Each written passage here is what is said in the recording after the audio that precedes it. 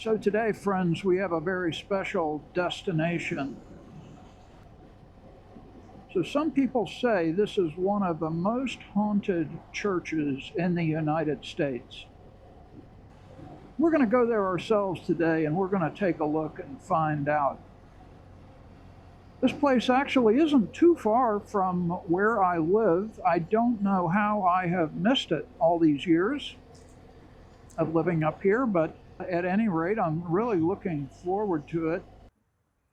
Through stormy skies on wings of flame, I carve my path, no fear, no shame. With every mile the world unfolds. Join the ride, our tales untold. So today, friends, we have a very special destination.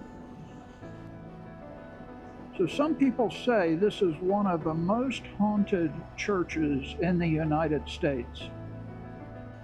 We're going to go there ourselves today, and we're going to take a look and find out. This place actually isn't too far from where I live. I don't know how I have missed it all these years of living up here, but at any rate, I'm really looking forward to it. It has quite a history, and you know, there's a lot of things that you can't just read them in a book. There's some things that you really need to go experience firsthand, and you need to put, as we used to say, boots on the ground and take a look yourself and get some impressions. So it's a beautiful day for a ride today. It's a little bit over 70 degrees. I'm going to back off this truck just a little bit here. Always concerned about rocks and debris coming off the back of the truck, so we'll give him a little bit of space. But anyway, it's a great day for a ride, and I wanted to get out to this place and really to take a look. You know, the Lowcountry is thick with history. You can feel it in the air, you can see it in the trees, and especially as you get down closer to the coast areas like we are, as I've mentioned before in a couple of my vlogs. This area that I live in here on the coast of South Carolina is known as the Lowcountry due to the high water table.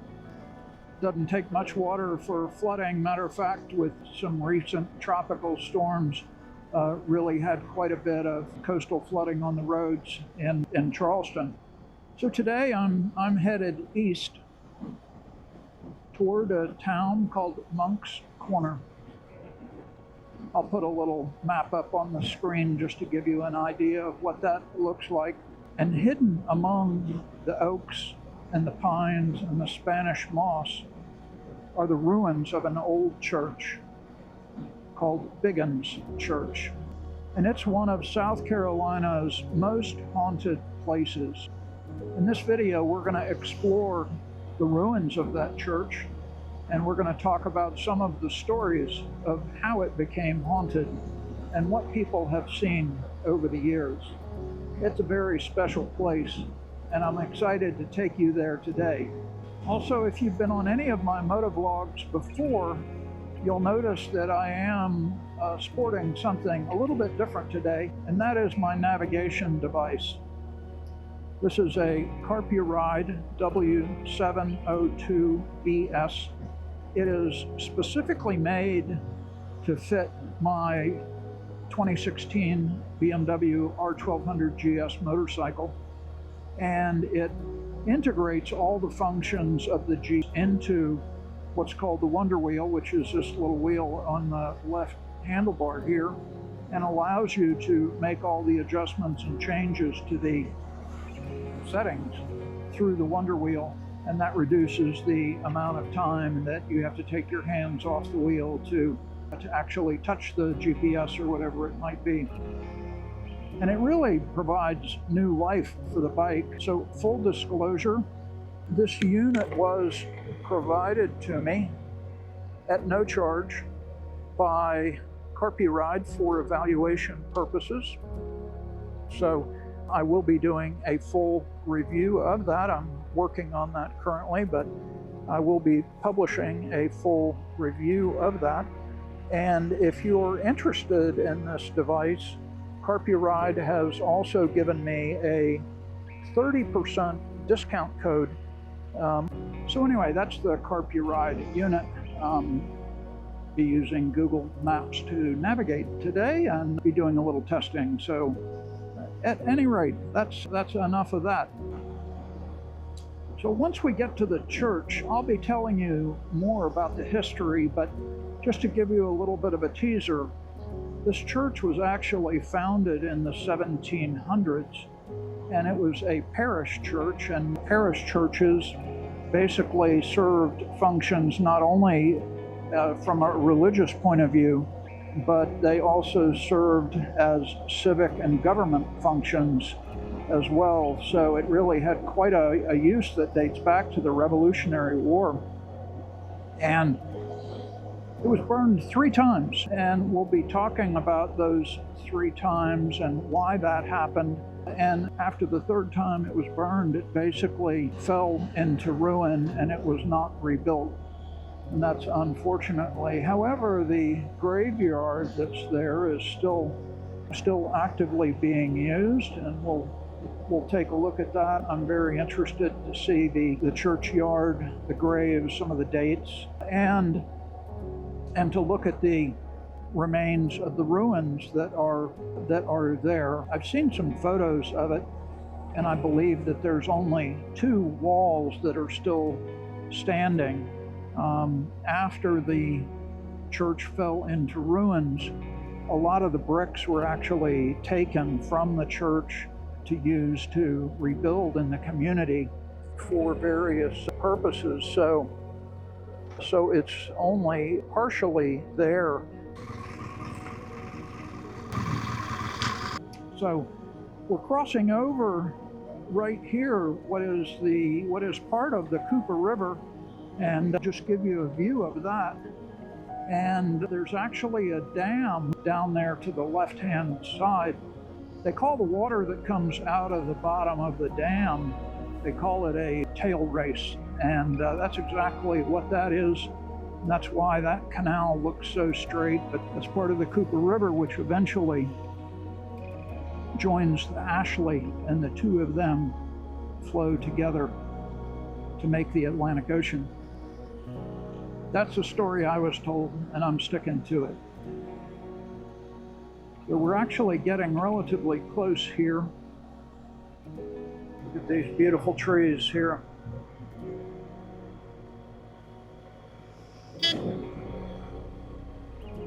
Oh, sorry about that, hit my horn.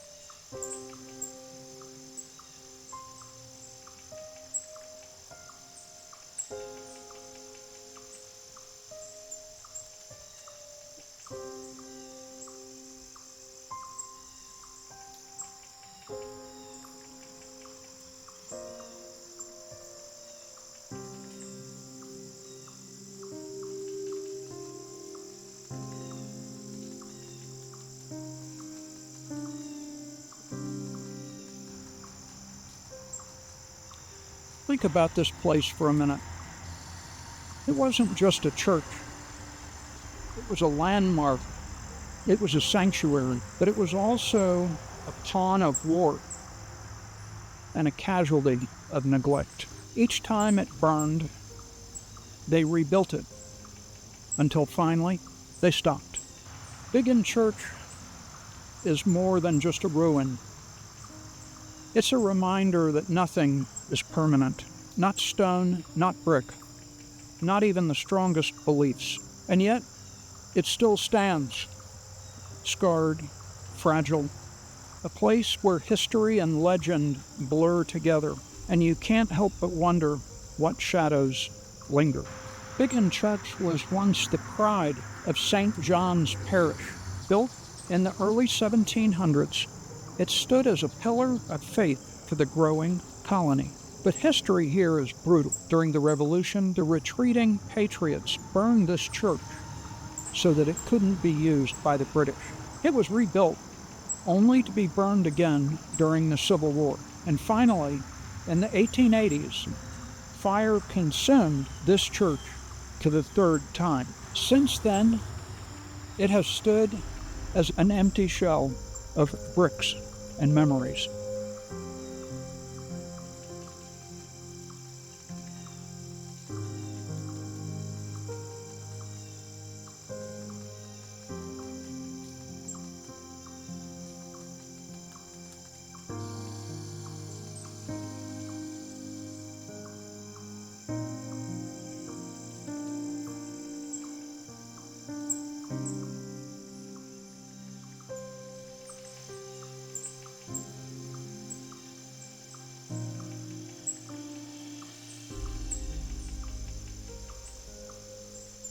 But the stories don't end with the fire. The locals say that Biggin Church is haunted. They tell stories of voices on the winds and shadowy figures walking inside the crumbling remains. Travelers claim to see ghostly lanterns moving around the woods at night, and some swear they've heard hymns sung by the congregations long gone from this place. True or not, it doesn't matter. Folklore is a kind of ghost. It keeps the dead alive, and it keeps a place like this from being forgotten.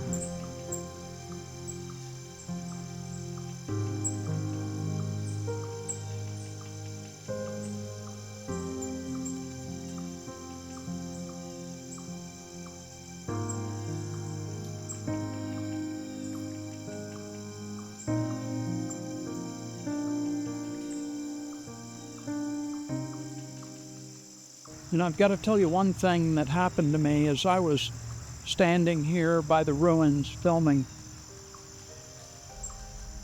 An acorn fell out of the tree and hit me right in the head. I almost wonder if that was some kind of apparition or some way the ghost of Biggin Church to remind me that they're still alive and they're still present and they're watching over this place. Even now, as I'm filming, the sun is coming out brighter and brighter to try to ruin my exposure. But that's Biggin Church.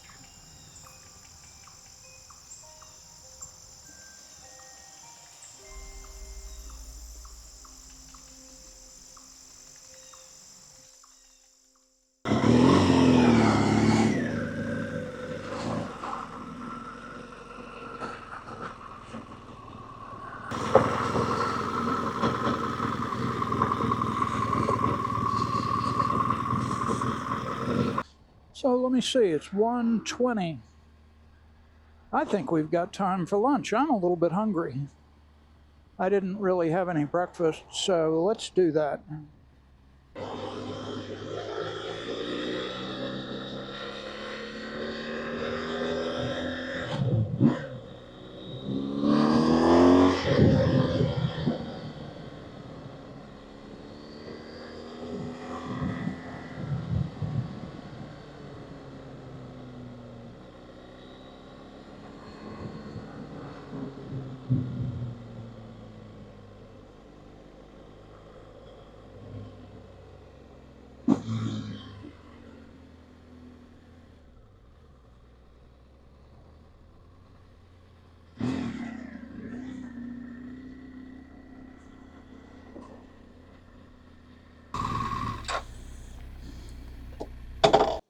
And this is where we're going to lunch. It's a place called Gilligan's Seafood Restaurant.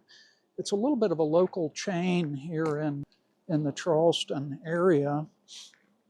There's several of them that are around, and this particular one is called Dockside because it's right on the Cooper River, and it's on that tail race that I mentioned to you.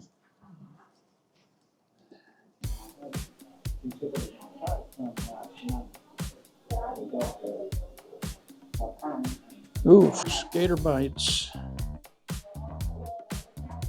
pickles, all you can eat shrimp. Hello.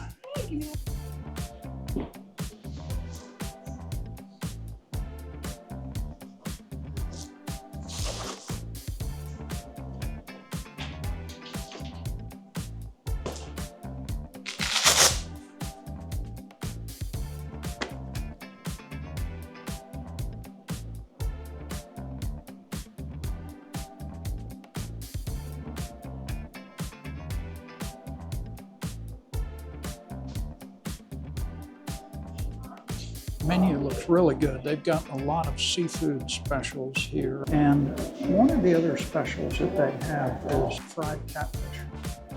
And that sounds pretty good. Oh, okay. Do you know what you want to get? Do you have sheep crab soup available? I do. Okay, I think I'd like to get a cup of that. Yeah, and then fried catfish, one portion. All right, you want the fillets, fingerlings, or nuggets? Let me get the fillets. Let me get the fillets. And that comes with 2 sides of your choice.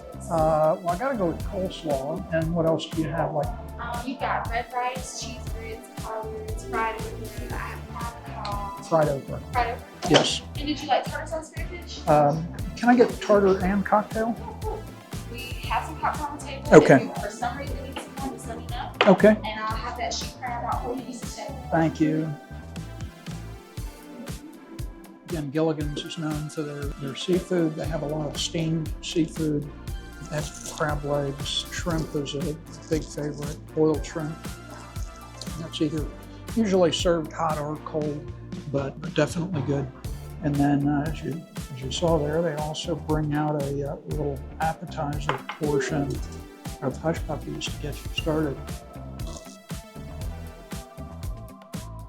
She brought the sheep crab soup out. I wanted to record that, but very, very creamy. I'll give you a view of that. Very rich, very creamy. Good hot as well. Usually has bits of potato and got lots of crab in that as well. Very good. Waste. Yeah, it's dry. Great. Thank you very much. Doing good. Doing good. Thank you. Nice sort of catfish has arrived. Give me a shot of that. We've got coleslaw, fried okra, and catfish with some turnips.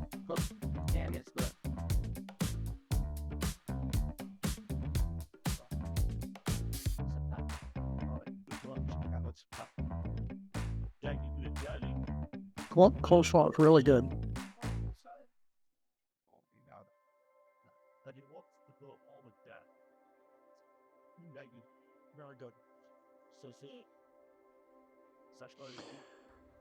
Okay, so that was a great lunch at Gilligan's Seafood Restaurant, Dockside. And again, this is the Cooper River coming down through here with the dam just to the left there. You can't see it, it's kind of out of the picture there. But really good lunch, really enjoyed that. Hush puppies were good. The sheep crab soup was really good, really enjoyed that. And then also enjoyed the catfish, that was the main course. It was way too much food. I ate the fish, but didn't eat all of the hush puppies. But really enjoyed that.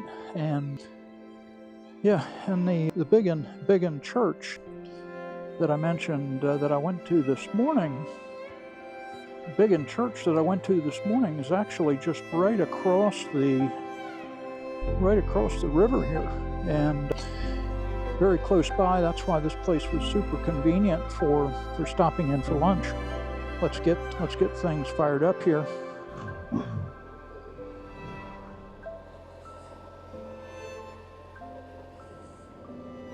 Look at all those ferns down in there. Wow.